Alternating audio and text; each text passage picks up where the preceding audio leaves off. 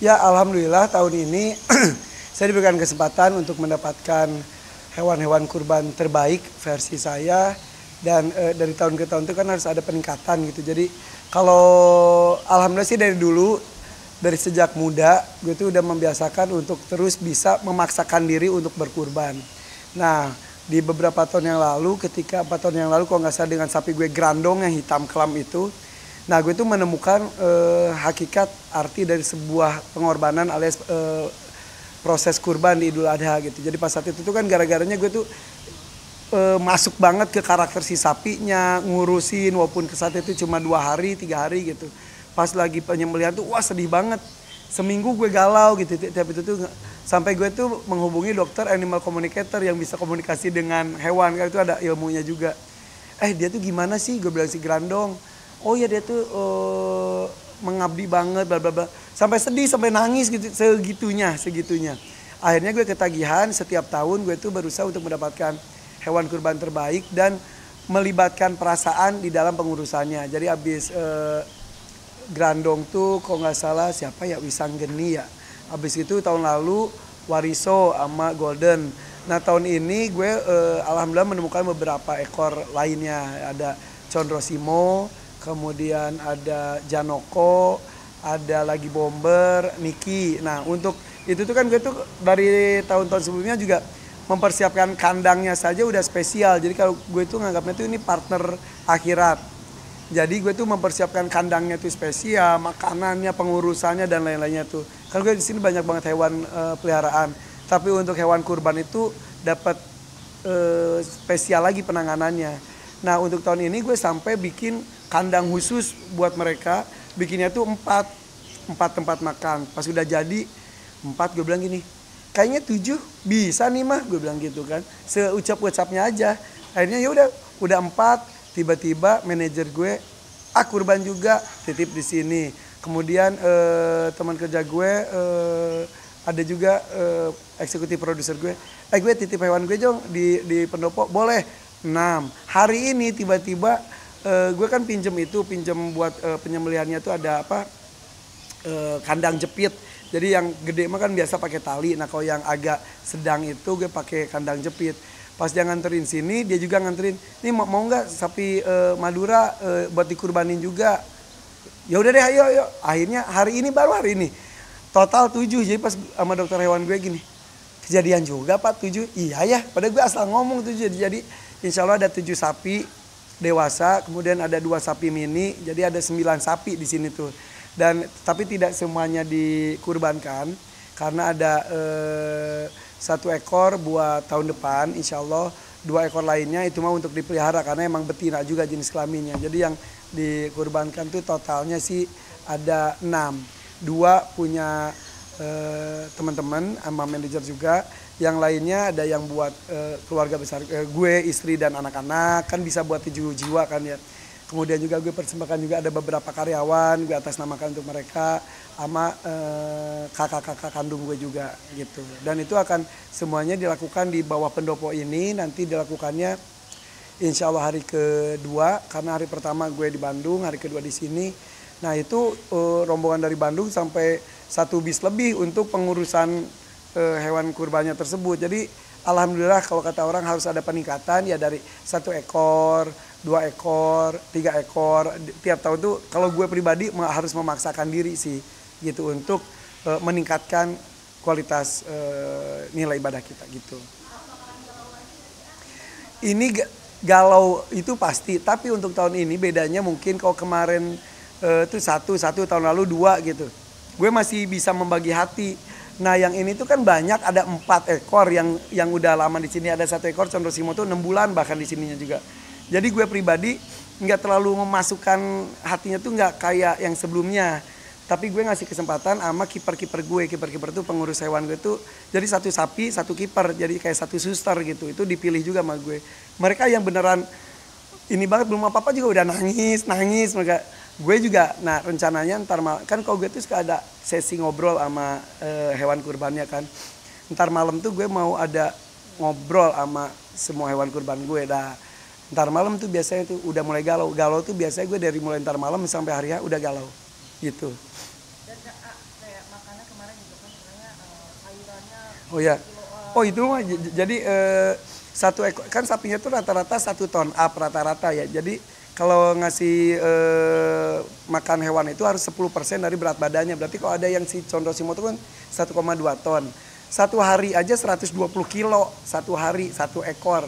Yang lain ya nyediain rumput nih, kiper gue sama dokter hewan gue pada kebingungan, rumput udah mulai habis karena rebutan sama para penjual hewan kurban di sekitar sini juga. Jadi kan kita tuh tiap hari tuh beli rumput, nggak ngarit gratis karena nggak ada lahannya, beli comborannya dan lain-lain sebagainya. Bahkan kemarin kan kita bikin mukbang bareng semuanya.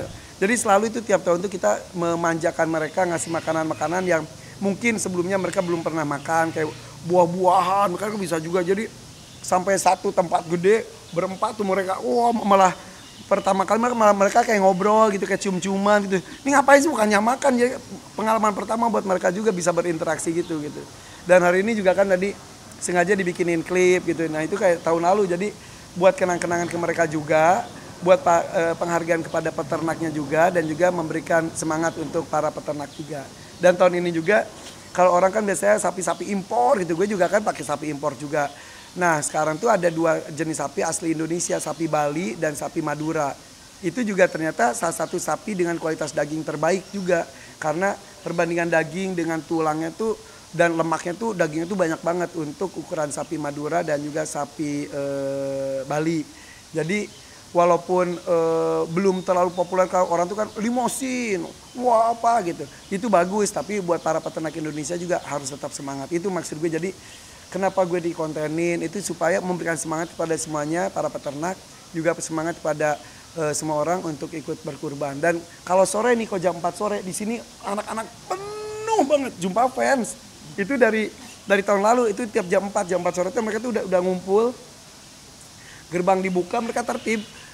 Cuma sapi tunjukin, wah mereka tepuk tangan, terus dikelilingin, mereka boleh ngelus. Ada beberapa bahkan bisa ikut mandiin. Itu, dan sapi-sapi gue juga kayak udah happy, jadi gitu tuh kadang-kadang mereka nyapa mu gitu. Wah pada tepuk tangan gitu. Anak-anak tuh pada sampai tahu nama-nama sapinya gitu. Dan nanti pas hariannya juga pasti penuh juga. Jadi ini udah seminggu lebih tiap hari jumpa fans kita, bagiin stiker sapinya, ya happy lah. Dan mereka ternyata dari sejak dini mereka tuh ikutan happy, dan juga mereka punya cita-cita untuk bisa berkurban juga, kata mereka. Kan gue nanya-nanya, gimana mau kurban juga? Mau kurban juga, mau sapi. Bahkan ada beberapa para peternak yang gue kunjungi, mereka tuh happy banget karena kalau dulu tuh kan sapi 1 ton tuh sapi presiden lah zaman dulu ya. Kalau sekarang tuh semua orang bisa kok sapi 1 ton up itu gitu. Dan para peternak happy, yang berkurbannya juga semangat untuk memberikan yang terbaik. Bahkan katanya ya teman-teman kita yang tadi baru dapat informasi, ada yang nonis aja ikutan berkurban banyak sekarang ya. Itu ya seru lah, insya Allah. Masa nonis aja itu, apalagi yang muslimnya harus lebih semangat lagi. Intinya lagi adalah semangat berkurban itu jangan sampai kalau berkali-kali dia ngomong, lu ngerokok tiap hari bisa nyisin uang, nyicil motor bisa, HP masih bagus tetap nyicil lagi yang baru gitu. Yang ini tuh yuk kita coba yuk, karena gue pernah ketemu anak kecil juga nabung sehari 10.000 dan setahun dia bisa ngumpulin 3 juta. 3 juta dia kumpulin sama 7 orang teman-temannya, 21 juta kali 7 kan 21. Beli sapi mereka SD kelas 4 kelas 5 gitu. Itu kan wih hebat banget ya gitu. Jadi maksudnya semangat untuk beribadah itu emang harus dipaksakan sih gitu.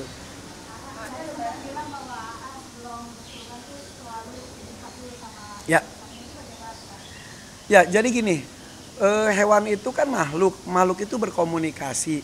Gue tuh sampai beneran ngedatangin dokter ahli komunikasi dengan hewan gitu. Dan kalau kata dokternya juga, ya gak usah jadi dokter, gak usah menjadi ahli animal communicator untuk bisa berkomunikasi.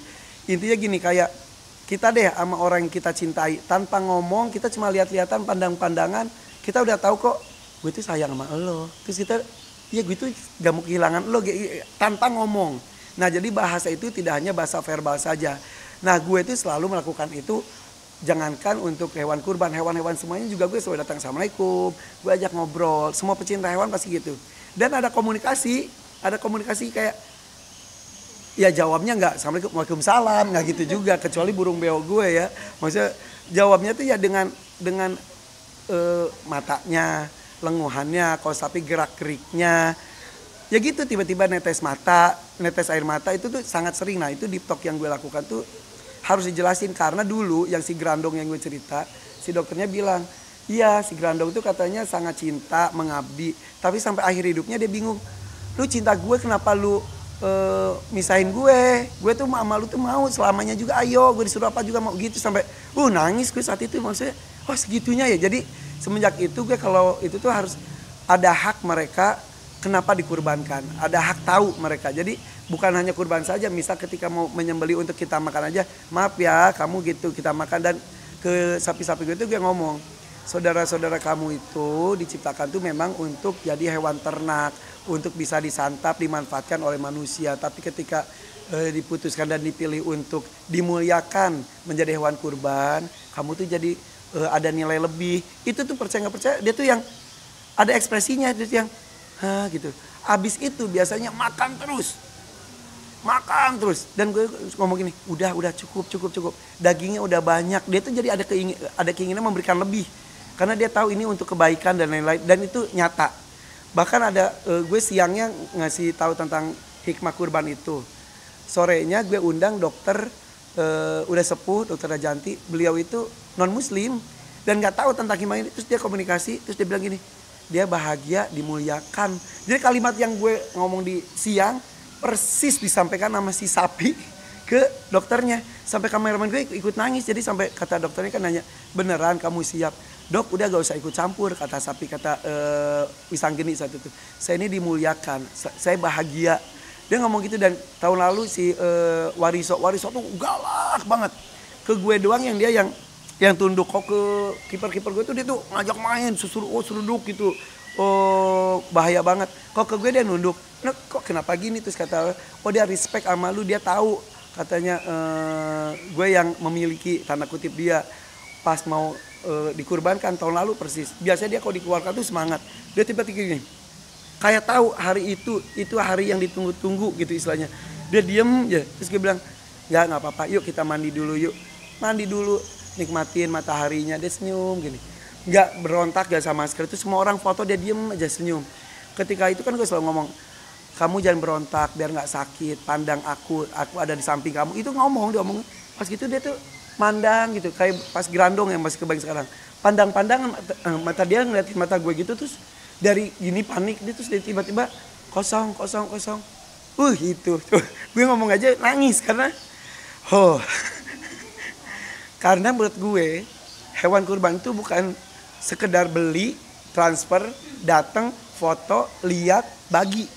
Iya itu benar, tapi ketika ada rasa di dalamnya tuh nih, sorry ya, gue rindu sama hewan kurban gue. Jadi gue nganggap tuh ntar ketemu lagi ya, sambut aku nanti ya, selalu ngomong gitu. Jadi gue tuh selalu meluk dia. Dan kalau malam-malam gue selalu datang ke kandangnya, ngobrol, bentar lagi ya, malam takbiran selalu gue di kandang ngobrol, besok ya, sampai ketemu lagi nanti ya, seperti itu gue ngomong gitu. Dan dia tuh selalu kadang-kadang ada yang ngasih tangan, kayak ngasih itu, terus ada gelendotan. Dan itu biasanya ajaib, semua kelakuan sapinya tuh di hari-hari akhir, detik-detik hari itu memberikan signal perpisahan. Makanya gue kalau ngomongin sapi-sapi itu aduh udah.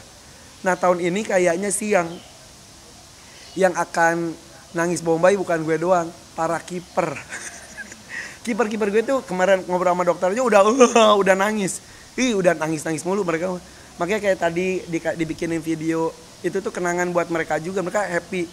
Dan gue nanya ke mereka, ada bedanya nggak lu pelihara hewan biasa dengan hewan kurban? Kata mereka beda banget.